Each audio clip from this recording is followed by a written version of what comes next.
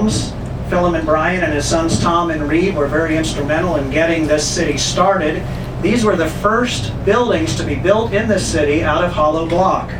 Ed King had a mold that he used. You can see how similar the blocks are. He had beach sand brought up and mixed with concrete to build these two buildings. They were built in 1902.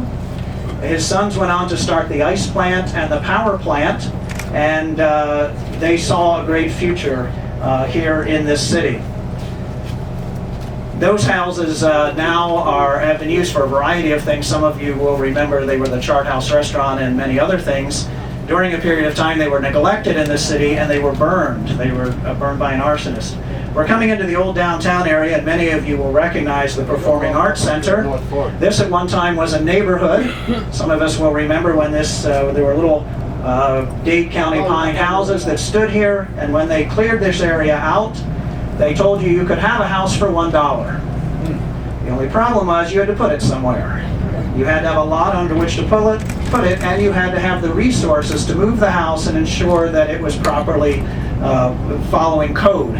So very few houses were saved. A couple of them did go into Sailboat Bend, but by and large, most of the houses in this area were destroyed in this little neighborhood, which for those of us who grew up down here, remember, it got to be kind of an iffy neighborhood, so we were kind of glad when the Performing Arts Center came. We're moving up now into an area that Everett is going to speak to us a little bit about, where the Tequesta Indians made their home, probably 3,000 to 4,000 years ago. People think this is an area of no history, but they're quite wrong. The Tequesta Indians lived here at the time of Christ, before the time of Christ, and we know that they were hunters and gatherers. They were great fishermen. They would pull sharks out of the New River, out of the ocean, and process those sharks and other things that they found. But when they built a marina here, Norseman Marine and the others, they found a Tequesta midden. And those of you who have been to Bonnet House know what a midden is. It's a kind of a trash heap where the Tequestas put their waste. And in the midden they found many, many, many pieces of shark vertebrae and so forth.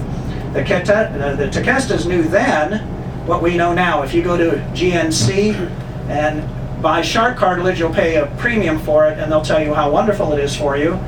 The Tequesta Indians knew this thousands of years ago. They used every bit of the shark. They used the shark skin. They boiled down the cartilage, and of course they ate the fin of the shark. The tail of the shark is considered a delicacy.